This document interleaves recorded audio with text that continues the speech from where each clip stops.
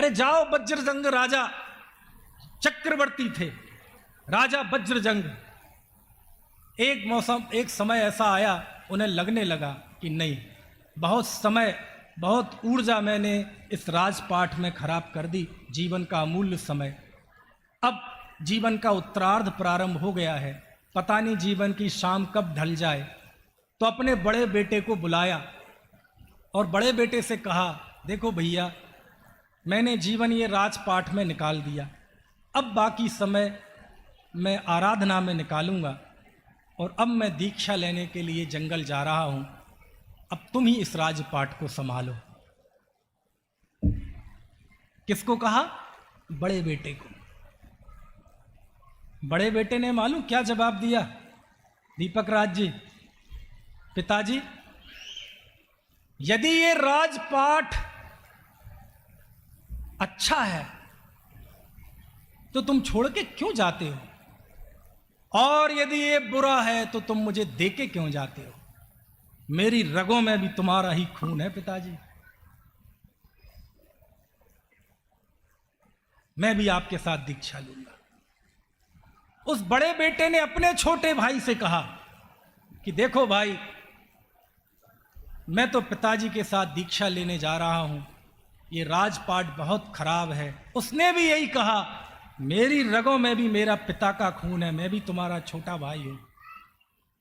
यदि ये राजपाट अच्छा है तो तुम छोड़ के क्यों जाते हो, और बुरा है तो मेरे दुश्मन हो क्या, मुझे दे के क्यों जाते हो?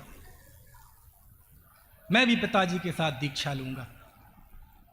महाराज ने तीसरे को कहा, तुम संभाल लो ऐसे राजपाट को। उसने भी वही कहा, अच्छा है तो छोड़ के क्यों जाते हो, बुरा है तो दे के क्यों जाते हो? ऐसे 1000 बेटे थे, 1000 बेटे में से किसी ने उस राजपाट को हाथ नहीं लगाया।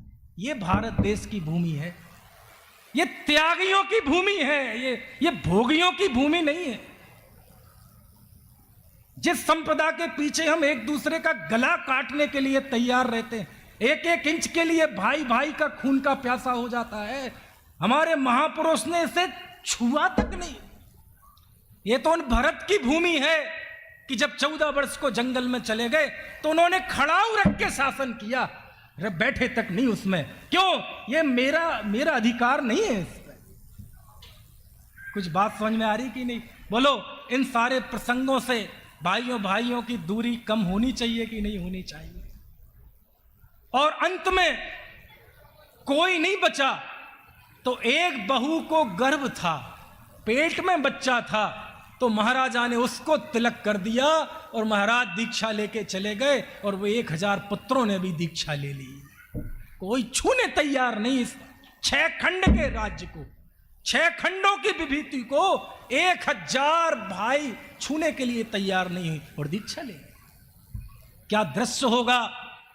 एक चक्रवर्ती सम्राट नग्न होके जा रहा है, पीछे उसके 1000 बेटे, युवराज, उपयुवराज, लगा दो कितने उप लगाओगे, सारे जैनेश्वरी दीक्षा लेके जा रहे हैं। लगता था जैसे सिद्धालय उतर आया हो जमीन पे।